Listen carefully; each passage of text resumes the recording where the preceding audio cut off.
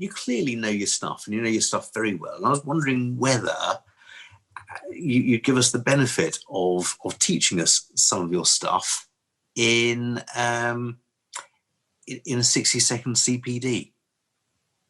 I could attempt. What are you going to educate us on in a minute? So I'm going to educate you actually on IV catheters in different species. Mm-hmm. And not so much how to place them, but just really to get people thinking about where to place them, and actually we can place them, because we find that a lot of times we're really hang on, whoa. About... So, yeah, we haven't started. I haven't started yet.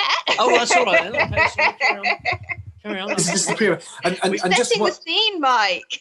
While we have taken a preamble, our viewers or listeners may not know what an IV catheter is. So if you just...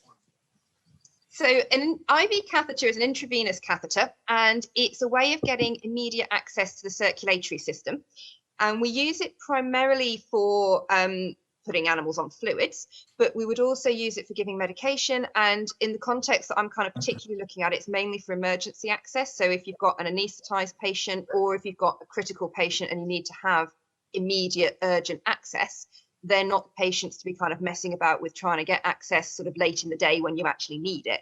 So it's more geared around trying to get people to think about where we can place these so that we can actually use them to our patients' benefit. Mm-hmm. You raised an interesting point there, Faye, is getting the cannula in before you really need it. Because invariably when you really need it, the patient is probably so poorly that you can't actually get the cannula in. Yep. So it's a case of pre-preparation, isn't it? So okay, very much so. That sounds really good. So are you up for a 60-second CPD challenge then, Faye? I'm up for a 60-second CPD challenge. Okay. So you're going to talk to us about IV cannulation for 60 seconds. I'll get the right timer on tonight. Oh, no, I won't. Yeah, 60 hours is not an option.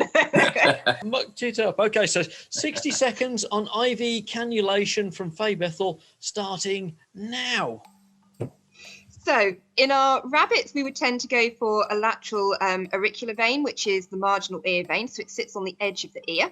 And it's really important with rabbits that we don't go for the central auricular artery, which is the really big one that runs down the middle of the ear, because if you do that, you can get ear necrosis. So the ear can actually start to drop off and die off, and it's also really painful, and obviously we don't want to inflict pain by doing this. We use the saphenous, which is one on the back leg. You can use the cephalic in rabbits, but you've got to be quite careful because a lot of them have respiratory diseases and tend to wipe their little noses on their front legs, so then they end up getting catheter site infections. In rats, we would go for the lateral tail vein, so it is on the tail, and you can also use an interosseous route, so you can place it directly into bone. In reptiles, so your snakes and your chelonia, you can use a jugular catheter, whereas lizards, you're better to go for interosseous placement. In your birds, you're going to use your brachial vein or your medial metatarsal vein, so a wing or a leg vein, but interosseous placement is also a good option. Done. Sorted. Fantastic. Spot on. Spot on. Well done. Brilliant. What a great CPD. As usual, I'll struggle to shut the thing up. It's Mike always refers to me as the thing. It's a sign of affection.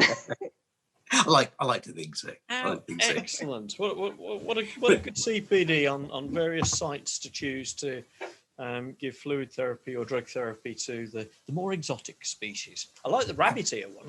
I didn't know that one. Yeah, it looks really attractive when you clip the ear. You've got this lovely vessel right down the middle, but it's a really big mistake to use.